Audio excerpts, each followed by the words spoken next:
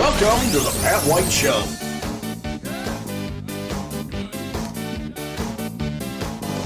Well, I don't know if you're into reading books or not, but there's a new book out by Bob Woodward called War. Now, you probably may not know who Bob Woodward is, but there's Woodward and Bernstein. Those were the two reporters from the Washington Post newspaper that broke the Watergate situation back in the early 70s. Now, Watergate, they wrote a book called All the President's Men, ultimately made a movie. I happened to see it a couple of nights ago. It's the only reason I'm bringing this up. And in that movie, they had Deep Throat, and the Deep Throat told them what was going on. A lot of people went to jail out of the Nixon administration and forced Nixon to resign, obviously in pretty bad stead, if you will. And he had to resign, and then his vice president, Jerry Ford, took over. But that was the 1970s. Bob Woodward is still around. He's still writing, and he wrote a brand new book called War. Has to do with the Biden administration, and also takes shots at Trump and his former staff members and what have you. But in there's one particular thing that caught my attention in that book. Bob Woodward said that they knew and he knew about Biden's lack of mental acuity, dementia, Alzheimer's, call it whatever you choose to call it. He knew about it a year and a half before all of this came out. You heard me right. Bob Woodward knew, and apparently the White House people on the inside knew. Other media people knew. The Washington Post knew, and I'm presuming the New York Times as well knew. A lot of the media knew what was going on. And nobody said a word. Remember all the politicians saying, oh, Biden is at the top of his game. He can do everything fantastic. I mean, when Kamala Harris was asked about it, she immediately talked about something else. She said Joe Biden's not running. Wouldn't talk about it. But she also said, hey, he was top of his game. He's perfect. Bob Woodward said, nah. He knew a year and a half ago that this is what was wrong, and he's now reporting it. The reason I bring this up is because, unfortunately, folks, you cannot trust government. Haven't been able to trust it for a long time. And I'm not sure you'll ever be able to trust them because they're going to tell you one thing because they hope that's what you want to hear. It's like the old line goes, if you give them bread and circus and they'll be happy. So if you just keep everybody satisfied, not knowing what's going on, everybody's going, okay, everything's fine. Because most people don't give a darn about what goes on in government because they don't care. That's what we deal with. But now we know Bob Woodward knew a year and a half before this book was even published that Biden had a mental issue. And he didn't say a word, and nobody in the White House said one word about it. That tells you what's going on in government. That tells you what you can and cannot trust. And frankly, it should be a lesson to everyone. Don't believe what you hear through the government. And nowadays, sadly, do not listen to anything that you hear or see in the media, because the media has become the propaganda machine for the administration. And that I sorely regret, because that's not the way journalism is supposed to be. And I know, because I've been in journalism a long, long time, and this is totally wrong. My take on it, you decide whatever you want, but now you know, Bob Woodward withheld some very valuable information from you. Well, allow me to tell you a story about Pnut. Maybe you don't know who Pnut is, but Pnut is becoming very famous simply because of government out of control. Now, let me explain to you what's going on. Well, you see, Pnut used to live in New York City with his mom. That's right, a squirrel living in New York City, because Pnut's a squirrel. And one day, he was following his mom as an infant. He was a little bitty tiny squirrel. And in New York City, you got to be careful because cars will, well, turn you into a pancake. And that's what they did to Pnut's mom. Run over by a New York driver. Well, a fellow by the name of Mark Lungo happened to see this all happen. And he goes over and he picks up the little tiny baby squirrel. And his mom is gone. He's an orphan. Tries to find somebody to take care of the baby squirrel, and nobody would do it. So for the next 8 months, Mark Longo nurses the squirrel and raises him by hand, living in New York City. Now he realizes, hey, you can't do this. Ultimately, he and his wife Daniela buy 300 acres of land in upstate New York. 300 acres, upstate rural area. And so he says, I'm going to start an animal sanctuary up there. And he does. It's an animal sanctuary called the Pnut's Freedom Farm Animal Sanctuary. That's what it was called. All right, so there's Peanuts. Now, he has Peanuts for 5 years and still trying to find somebody who could take him. Nobody does, so he says, okay, I'm going to release him to the wild, which is probably, you think, a smart thing to do, right? Release the animal to the wild. Day and a half later, he goes out his porch, and there's Peanut standing there with half of his tail missing. Opens the door. Peanut immediately runs in. He says, I ain't going out again, folks. I don't like being in the wilderness. I got attacked. Half my tail's gone. I'm going in where it's nice.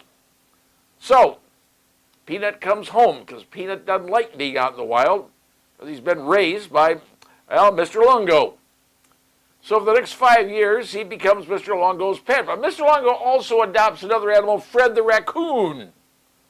So he's got Peanut, he's got Fred. Peanut's a family pet. I mean, he's holding him, petting him. The squirrel's all over the place. The squirrel likes him. But here's what happened. Somebody contacted the New York Environmental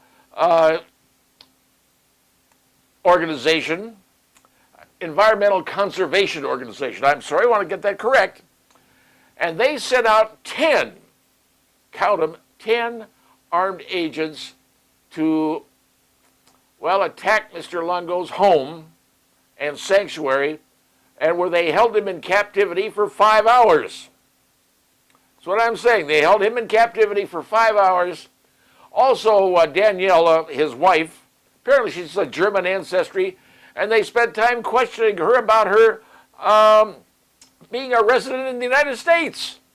See, if she's married to him, he's an American citizen, I think that pretty much clears the mess up. But no, they had to determine her and whether she was in the U.S. illegally.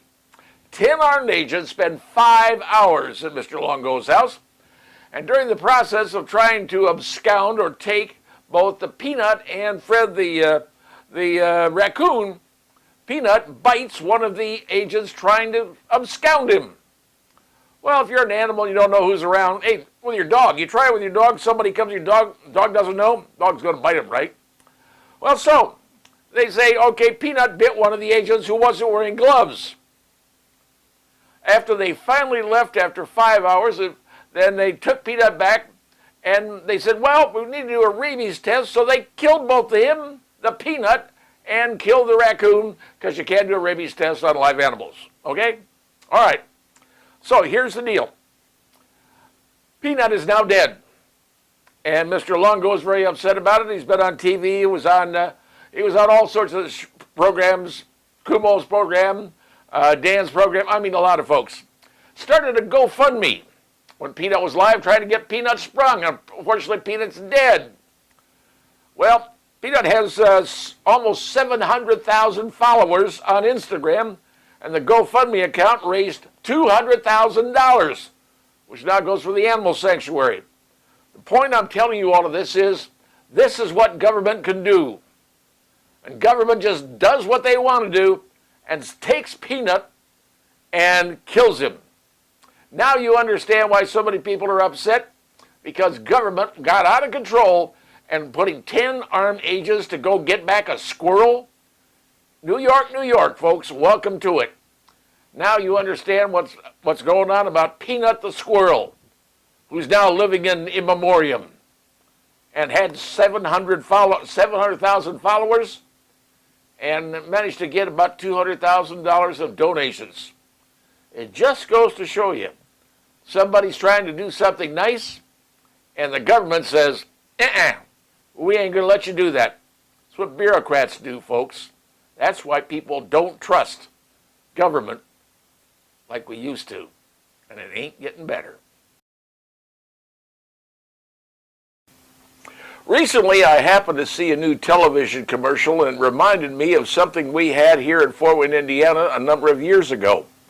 Remember the Scout, the International Scout, because International Harvester, well, used to be headquartered in Fort Wayne until the 80s when, well, things went bad. They moved the plant to Ohio, and it was the last memory of the Scout. Well, this commercial showed the last Scout coming off the line. The gentleman gets it, raises his kids, teaches his daughter to drive, and ultimately when the daughter grows up, she tells her dad, hey, there's a new Scout. Okay, it apparently is. There's a brand new Scout coming out, but it's not from Harvester, as we know it. It's Scout Motors, and Scout Motors is now owned by Volkswagen, and they're coming out with a couple of new vehicles. The Scout Traveler, which they say will get 350 miles to a charge. You heard me right. The new vehicles coming out from the Scout Motors, owned by Volkswagen, are going to be electric vehicles. Now, they've got to work on a plant in South Carolina to build these. They say it's probably not going to hit the streets until around 2027, late then, maybe 2028. So they've got the Scout version. And by the way, the visual on it looks pretty doggone cool. I mean, I was not a fan of the original Scout. I'm sorry for those of you that love the old Scout. You know, God bless you. It didn't appeal to me. The new one looks pretty doggone cool, if you want to know the truth. But they will be electric vehicles. And as such, I'm not sure how the electric industry is going to be in 3 years from now. It may not be viable, folks. But this company wants to put these out. Now they're going to build a new plant down in South Carolina to build these, and a couple of vehicles. And one's going to be like a pickup truck, and the other one, like I said, is going to be reminiscent of the Scout. So you got a brand new vehicle coming out. It's going to be electric, and the difficult thing is, I think electric vehicles are not, that's just my opinion, are not going to succeed. I know people that have electrical vehicles now. I know folks who are selling the electrical vehicles. They can't get rid of them. Now they're saying this Scout Traveler is going to sell for around $60,000. I don't know how many people will be buying and spending that kind of money.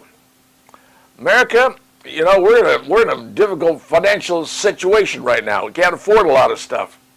Telling people they got to spend $60,000 for a truck or a Scout imitator may not play well in Pittsburgh, but it is reminiscent of the days when International Harvester was here in Fort Wayne, and they did produce a Scout and a lot of other vehicles, and it was something that they were proud of. But those days are gone. And now Scout Motors, owned by Volkswagen, is going to be producing their own version. Like I said, 350 miles, electric vehicle. Insurance companies have not been kind to electric vehicles, and I'm not sure the public as a whole is going to be kind to electric vehicles. But if that's something that trips your trigger, you have been informed. And just remember, the old-time Scout, the original Scout that we all remember and love, got its start in one little town in northeastern Indiana. And we ain't little. The second largest city in the state of Indiana, Fort Wayne, Indiana. Used to be, a long time ago, the headquarters of International Harvester, and frankly, a whole lot more. But that's another tale for another time.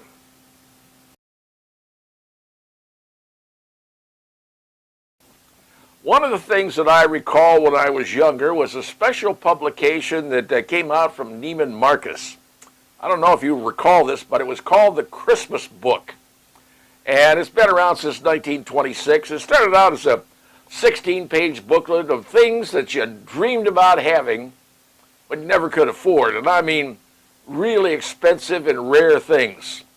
But it was a wish book. And you got that and you went, man, I would love to have this, whether it was a car, an airplane, or whatever it was. That was all fantasy. That was a delight. And you used to love getting that every year, so you could dream about, boy, if I was rich, I could have X, Y, or Z out of this book. Well, a new book has come out from Nieman Marcus, and the new CEO of the company has now changed the name from the Christmas book to the, well, holiday book. I don't know about you, but that just rubs me the wrong way. Now, A lot of people say, well, we don't say Merry Christmas anymore. We say Happy Holidays for fear of offending someone. You know, my best friend that I have has been a friend since high school, college, been friends for over 50 years. He happens to be Jewish. I was the best man at his wedding. And frankly, his mother, or his mom's chicken soup saved me once when I was sick. But he and I are still friends. He's Jewish and I'm not. I'm Catholic. So there you go. We're working out just fine. It doesn't bother him, and it doesn't bother most people who happen to be from another religion. So when you start getting involved with this DEI nonsense, which is exactly what this is, then now you're putting out a publication that says, well, we're the holiday book because we don't want to offend people. Well, guess what you've done, Mr. CEO, whose name I can't pronounce? You've offended me. Not that I would do anything against your company, but I don't shop at Nieman Marcus. And, well, maybe because we don't have a Nieman Marcus.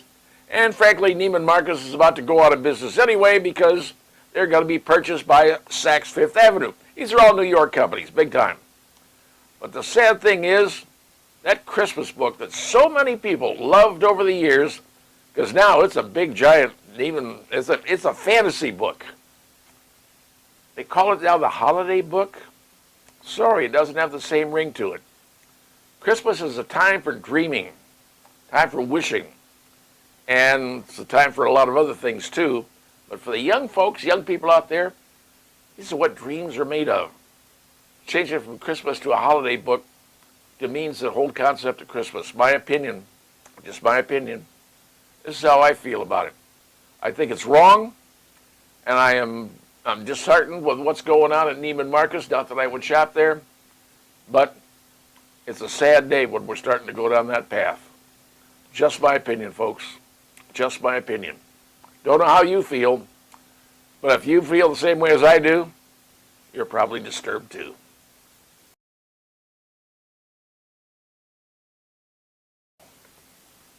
Well, here's a little update on what's going on involving the situation with Stellantis. This is the auto company that owns Chrysler and Dodge and Ram and Jeep. Also all the European companies, the combo deal we're talking about. Well, apparently things are going from bad to worse. It was also recently announced that Stellantis was going to move the production of the gas-powered Ram 1500 pickup trucks to Mexico. That's the gas vehicles. Now, supposedly, in Sterling Heights, Michigan, where they produce the Ram 1500s, that's going to be switched into the electric trucks. But here's the deal. Apparently, the money they're using to expand out and to change the factory into an electric vehicle plant up in Sterling Heights, those are grants from the government. So the real money from the company is not necessarily being invested because the company right now financially is losing its collective shirt. The value of its stock is down dramatically. Things are going from bad to worse. People aren't buying their products. And the other biggest thing, the problem they're having is recalls. And I have suddenly started reading some articles about recalls on some of their trucks and their vans. Some bad things that are happening, and they're allowed to go on. That's cost a lot of money when you do recalls. So where do we stand? Well, I said there was a lot of agitation going on with the UAW. They're trying to literally form a strike. Sean Fain, the head of the UAW, has been on. I've seen the video. He's saying, hey, sign your strike card, strike. And supposedly, Stellantis is sending out messages and voicemails and emails to the members of the UAW saying, no, don't strike, don't do it. And but will a strike happen? I don't know yet. The votes aren't in yet. The numbers of people signing their cards if they're going to do it has not been released yet. But here's the deal. That contract was signed roughly a year, maybe a year and a half ago. Brand new contract. It was a very big money contract for the UAW. They got a lot of money and a lot of stuff was said having to do with expansion and plants being kept on and what have you. Well, things aren't working out that way. Like I said, moving the Ram 1500 gas vehicles down to Mexico. That's one issue. Not opening up the Belvedere plant, like they said they would. That's another issue. It's just got everybody irritated. So what's going to happen is this. The UAW with Sean Fain is saying, hey, sign your strike cards. The Stellantis is saying, hey, don't strike. Whatever you do, don't strike. Well, here's the real problem. If the union decides to strike, well, if they decide to do that, that's their call. If they do, I can tell you right now, because Stellantis has got worried about, they've got some big problems with the SEC. There's investigations going on, and they aren't good. There's some bad problems that are going to happen with that. But if they do have a strike, here's what's going to happen. Immediately, Stellantis is going to, well, what they're going to do is they are going to go to court immediately and say, hey, they violated their contract. UAW violated their contract. And Stellantis says, here it is, plain numbers, contract, we tried everything, we told them not to strike, don't do this, and they'll put that in for evidence, and saying they can't strike. And the courts are going to say, well, they violated the contract.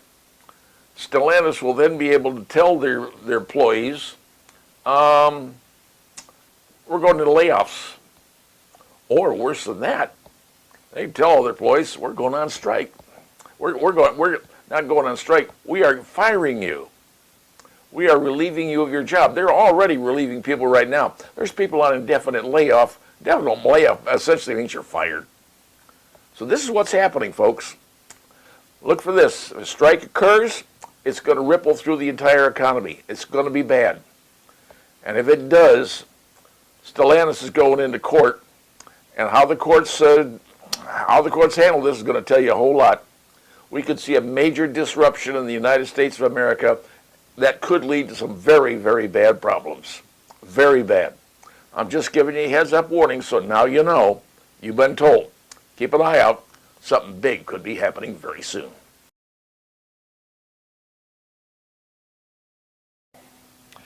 Well, I want to talk about a gentleman by the name of Adaam Kinzinger. You may have heard the name.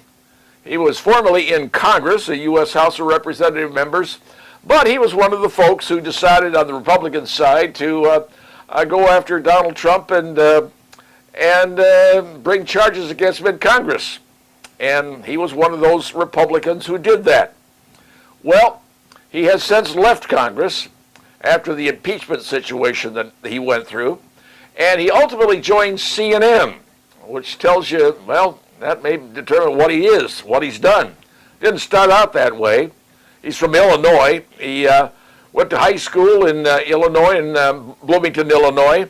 And then in 1998, he graduated, about 2000, I believe, or so, graduated from Illinois State University. And then in 2003, apparently what I'm reading in his bio, he decided to join the United States Air Force, and that's fine with me.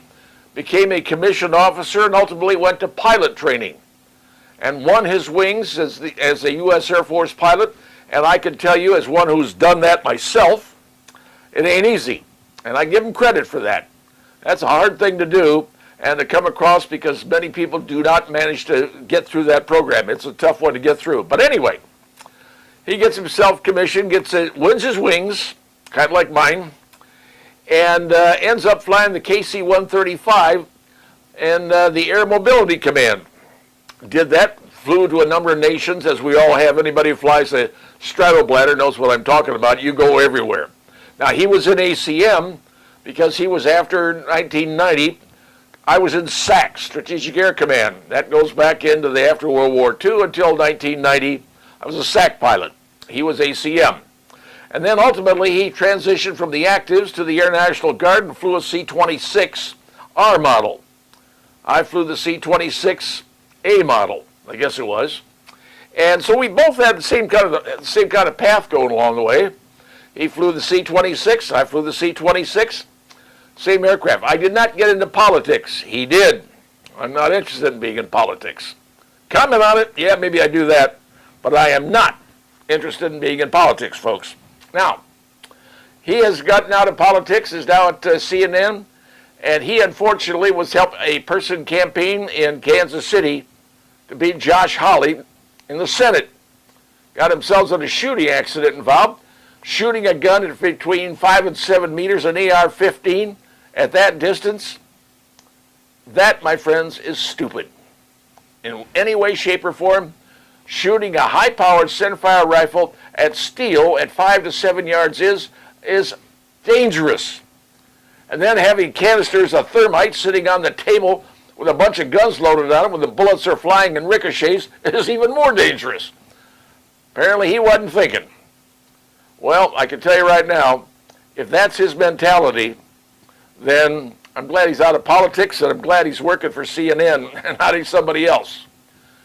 It's disturbing to hear somebody who had a great career, pilot training, officers training, flying the 135, flying the 26, done them both, resorts to this kind of thing without thinking. It bothers me a whole lot. I'm just saying, because I've been there, done that.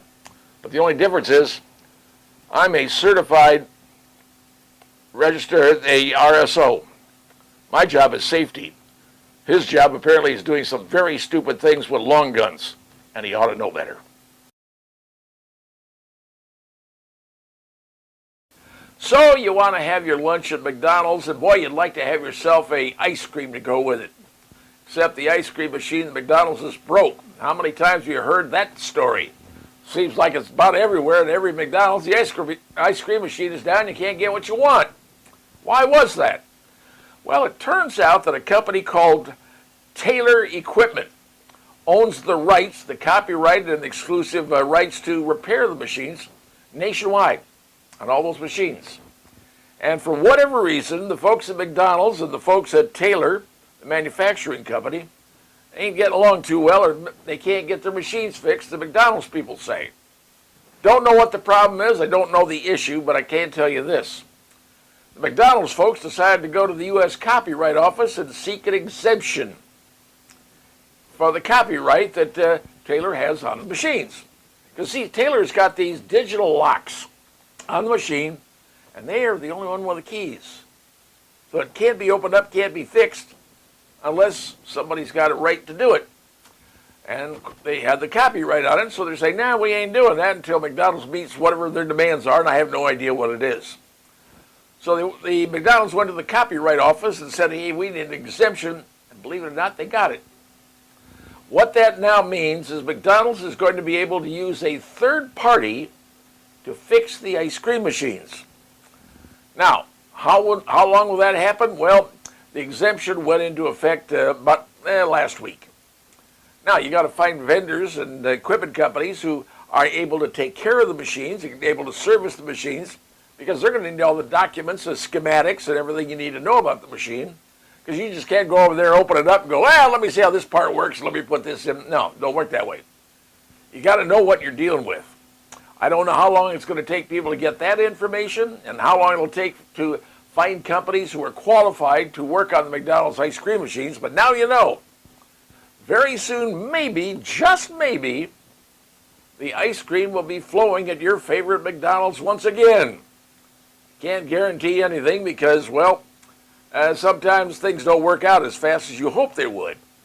But now we know McDonald's has got a copyright exclusion from the Copyright Office saying they can use somebody else to fix their machines.